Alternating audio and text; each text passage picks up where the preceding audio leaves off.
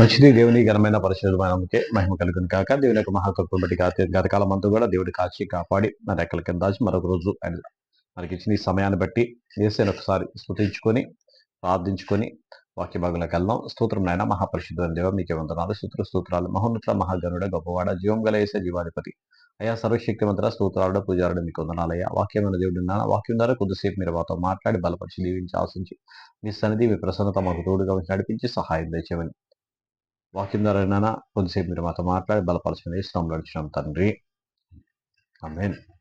వాక్యం వినుచున్న చూస్తున్న మీ అందరికీ కూడా నా నిండు వందనాలు. ప్రభువైన యేసుక్రీస్తు నామములో మీ అందరికీ కూడా శుభములు తెలియజేస్తున్నాను.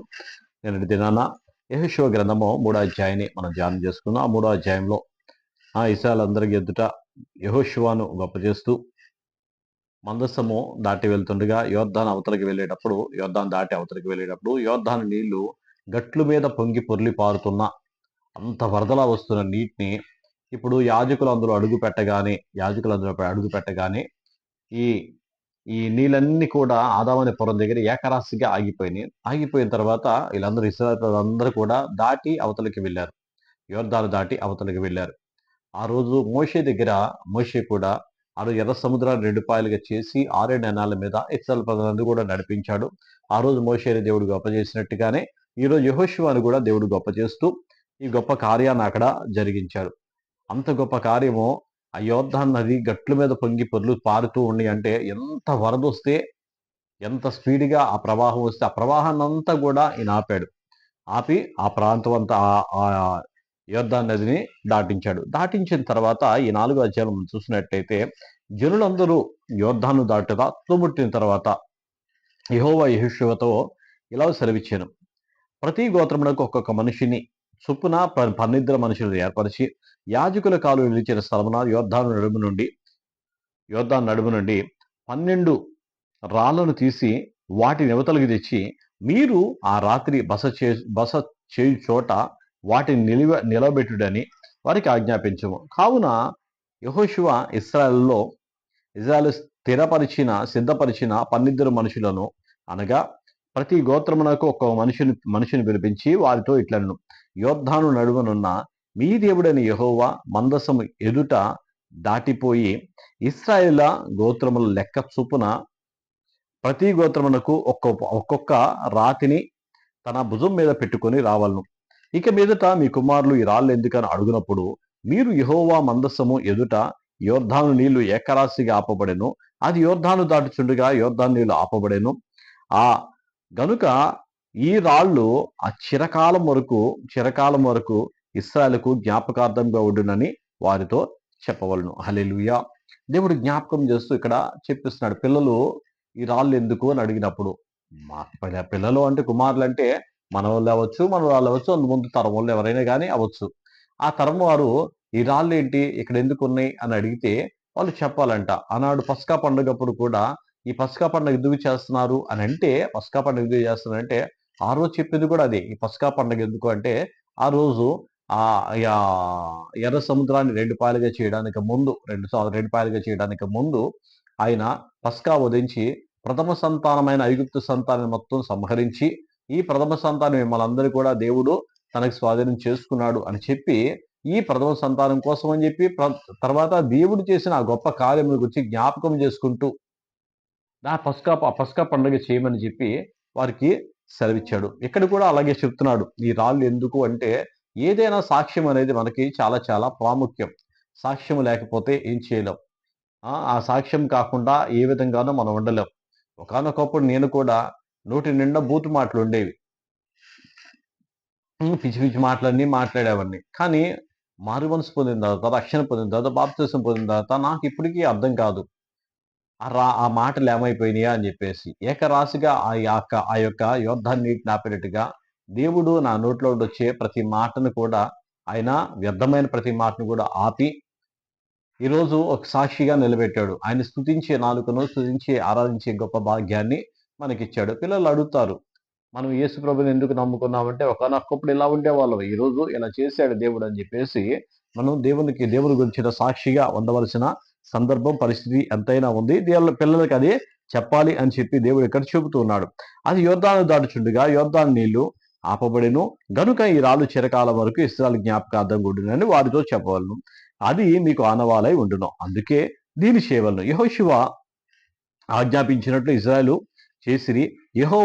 యెహోషువతో చెప్పినట్లు వారు ఇశ్రాయేలు గోత్రం లెక్క చొప్పున యోర్దాను నడుమ నుండి 12 రాళ్లను తీసి తాము బస చేసిన చోటికి తెచ్చి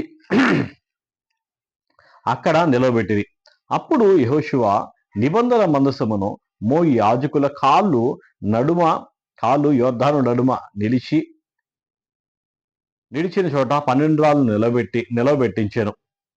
నేటి వరకు అక్కడ ఉన్నవి. ప్రజలతో చెప్పవలనని యెహోవా యెహోషువకు ఆజ్ఞాపించినదంతయు అనగా మోషే యెహోషువతో ఆజ్ఞాపించినదంతయు నెరవేరు వరకు యాజకులు మందసమును మోయిచు యోర్దాను నడుమ నిల్చుండగా జనులు త్వరపడి దాటిరి.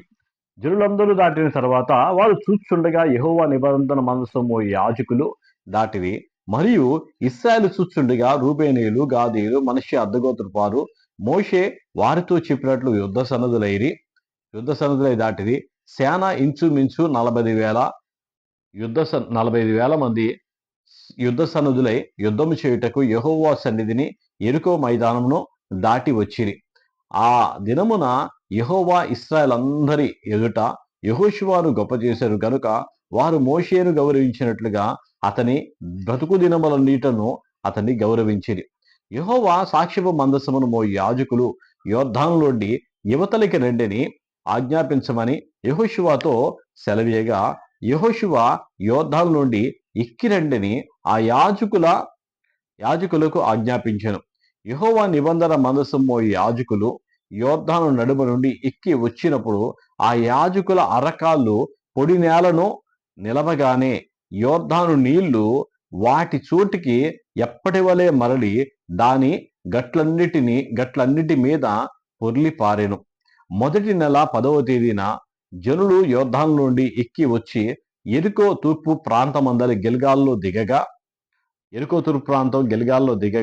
వారు యోర్దానులో నుండి తెచ్చిన 12 రాళ్లను యెహోషువ గిల్గాలులో నిలవబెట్టించి ఇశ్రాయేలుతో ఇట్లనెను, రాబో కాలమున మీ సంతతి వారు ఈ రాళ్ళెందుకని తమ తండ్రులను అడుగుదురు గదా. అప్పుడు మీరు ఇశ్రాయేలు ఆరిన నేల మీద ఈ యోర్దానును దాటించిరి.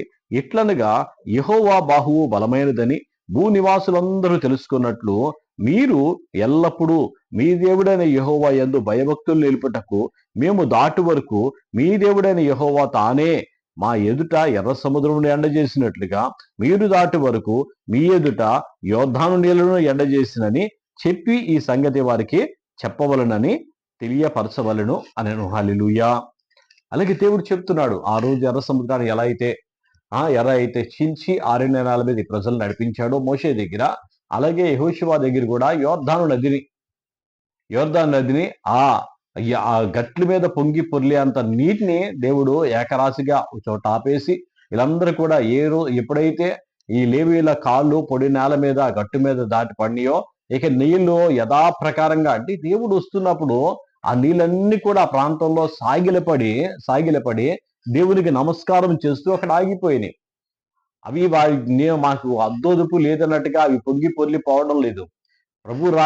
ప్రభు మందసం రాగానే ఆయన ఎదుట ఆ నీళ్ళన్నీ కూడా సాగిలి పడిపోయినాయి. నీళ్ళన్నీ కూడా అక్కడ తల వంచుకొని ఆయనకి నమస్కారం చేస్తూ ఆయన దాటి వెళ్ళేంత వరకు కూడా ఎక్కడ కూడా అవి తల ఎత్తు చూడడానికి కూడా అవి తెగించలేకపోయినాయి. ఎందుకంటే వాటిని సృష్టించిన సృష్టికర్తకి ఆ నీళ్లు, ఆ యోర్దాను నది ఒక్కసారిగా భయపడి వెంటనే అవి తల ఉంచుకున్నాయి. వెంటనే తలదించుకొని సాగిలపడి ఆయన వెళ్ళేంత వరకు కూడా ఆయన ముఖం చూడడానికి కూడా గట్టు మీద దాటి వెళ్ళడానికి కూడా అవి ఏ మాత్రం కూడా తెగించలేకపోయాయి. చూడండి, ఒకసారి మనం పరలోక రాజ్యంలో మనం చూసినప్పుడు కూడా 6 రెక్కలు కలిగిన దేవదూతలు కూడా 2 రెక్కలతో ముఖం మూసుకొని 2 రెక్కలతో కాళ్ళు కప్పుకొని 2 రెక్కలతో ఎగురుతూ ఆయన స్తుతిస్తూ ఉన్నారు. అలాగే ఈ నీరు కూడా యోర్దాను నదిలో ఉన్న నీరు కూడా అవి అక్కడే ప్రభు వస్త్రాలు అని చెప్పేసి ప్రభు మందసం, సర్వలోకనాథుని మందసం అక్కడ కనబడగానే ఆ నీటిలోకి అది రాగానే నీటి గట్టున లేవీలు మోసుకుంటూ ఆ నీటి గట్టున అక్కడ పెట్టగానే వెంటనే ఆ నీరంతా కూడా ఒక్కసారిగా సాగిలి పడినట్టుగా ఆయన ఎదురుగా సర్వలోకము కూడా సాగిలపడుద్ది. సర్వలోకంలో సమస్తము కూడా ఆయన మాట వినిద్ది. మనమే మనమే అర్థం చేసుకోలేకుండా, ఆ దేవుని యొక్క మహాజ్ఞానం తెలియలేకుండానే మనం గుడ్డివారిగానే బ్రతుకుతూ ఉన్నాం. ఆ సర్వలోకరాజులని యెహోవా మందసం అక్కడ దాటగానే నీరన్నీ కూడా సాగిలపడి ఆయన సాష్టాంగ నమస్కారం చేస్తూ ఒక్క చుక్క కూడా దాటి వెళ్లకుండా మొత్తం 6 నెలలుగా అవన్నీ కూడా వెనక్కి తగ్గిపోయినాయి. అంత గొప్ప దేవుడు, సర్వాధికారి అయిన దేవుడు, సర్వ సృష్టికర్త అయిన దేవుడు, భూమి ఆకాశాలు సృజించిన దేవుడు, ఆ దేవుని ఎదుట సర్వలోకము కూడా సాగిలపడి నమస్కరించవలసిందే. అంత గొప్ప దేవుడిని మనం ఆరాధిస్తున్నాం. అంత గొప్ప దేవుడు మనకు తోడుగా ఉన్నాడు. అంత గొప్ప దేవుడు మనకు అండగా ఉన్నాడు. ఆయనే పరమును విడిచి భూమికి వచ్చి మన కోసం ప్రాణం పెట్టి ఆయన బిడ్డలుగా ఆయన సొత్తుగా మనల్ని చేర్చుకొని నిత్యరాజ్యాన్ని గొప్ప రాజ్యాన్ని దేవుడు మనకి దయచేస్తూ ఉన్నాడు. ఆయన నామమునికే మహిమ కలుగును గాక. అటువంటి దేవుని సందులో ఎప్పుడు కూడా నీరు సాగిలపడ్డట్టుగా మనం కూడా సాగిలపడి ఎప్పుడు కూడా ఆయన నమ్మకంగా ఉందుము గాక. ఆయన కృప మనకి తోడుగా ఉండదు గాక. ఆయన చెప్పినట్లుగా ఆ 12 మంది కూడా 12 రాళ్ళు నీటిలో తీసుకొని వచ్చి ఆ గట్టు మీద దాన్ని నిలబెట్టినట్టుగా మనం ఎప్పుడు కూడా మన జీవితంలో సాక్షి జీవితం అనేది ఉండి ఆ సాక్ష్యముగా మనం అనేక మందికి మాదిరిగా మనము మన కుటుంబము ఉందుము గాక. సాక్ష్య జీవితం చాలా చాలా ప్రాముఖ్యమైనట్టుగా ఆ సాక్ష్యము ఎందుకు అంటే మీరు ఇలా ఎందుకున్నారంటే పిల్లల తరాలు కూడా మనం చెప్పగలిగేంత స్థాయిలో అంత గొప్ప దేవుని సందులో మనం సాగిలపడి ఉండవలసిన అవసరం ఎంతైనా ఉంది. దేవుడు అటువంటి కృపని మనకి దయచేసినందుకు, దేవుని సందులో ఆయన వాక్యాన్ని ధ్యానించి మనకి ఇచ్చిన ఈ గొప్ప భాగ్యాన్ని బట్టి ఆయనకి సాష్టాంగ నమస్కారం చేసి దేవుడు ఈ మాటలన్నీ కూడా దీవించి ఆశ్రయించును గాక. ప్రార్థన చేసుకుందాం. స్తోత్రం నాయన, మహాపరిశుద్ధుడైన దేవ, మీకే వందనాలు, స్తోత్రాలు. మహోన్నత, మహాగరుడ, గొప్పవాడ, జీవము గల మా తండ్రి, జీవాధిపతి, సర్వశక్తివంతుడ, స్తోత్రాలుడా, మీకే వందనాలు. అయా సర్వాధికారి అయిన దేవుడు, సర్వసృష్టికర్త దైవం నాయన, మీకు వందనాలు.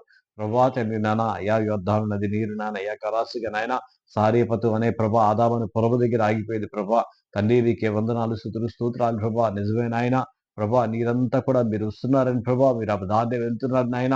అయా తండ్రి నాన్న, ఈ సాగిలిపడి తల ఉంచుకొని ప్రభా, ఒక్క చుక్క కూడా నాన్న ముందు దాటి వెళ్ళిపోకుండా ప్రభా అవన్నీ వెనక తీసుకున్నాను ఆయన. మీకు వందనాలు దేవా, మీకే వందనాలు, స్తోత్రాలు చేస్తున్నాను. మీ కృపతో జ్ఞాపకం చేసుకుని, దయతో జ్ఞాపకం చేసుకుని ప్రభా, అయా నదిని ప్రభాతం మేము పూజిస్తాం, నదిని మేము ఆరాధిస్తాం నాయన. ఆ నదే ప్రభాతం మీరు ఎదురు సాగిలి పడగా నాయన. అంత గొప్ప దేవుడు నాయన, మాకు దేవుడు అయ్యావు నాయన. ప్రభా, మీ పిల్లలుగా మమ్మల్ని చేసుకొని అంత గొప్ప ధన్యతను మాకు ఇచ్చావు నాయన. మీకు స్తోత్రం తెలుసు నాయన. అయా మీ పిల్లలంటే ప్రభాతం నాయన, అయా సర్వలోకం కూడా భయపడేంత స్థితిని ఆయన మీకు కల్పించావు నాయన. మీకు స్తోత్రం నాయన. మీ కృపతో జ్ఞాపకం చూసుకొని మీ నాయన మీకు భయపడి నేర్చుకొని ప్రభావ మీ ఎందుకు భయభక్తులు ఉండాలి, సహాయం తెచ్చమని సన్ని తోడుగా నడిపించి వాక్యం చూస్తున్న ప్రతి బిడ్డను కూడా దీవించి ఆశ్రయించమని యేసునామములో అడుగుచున్నాం తండ్రి. ఆమేన్, ఆమేన్, ఆమేన్. అందరికీ కూడా 200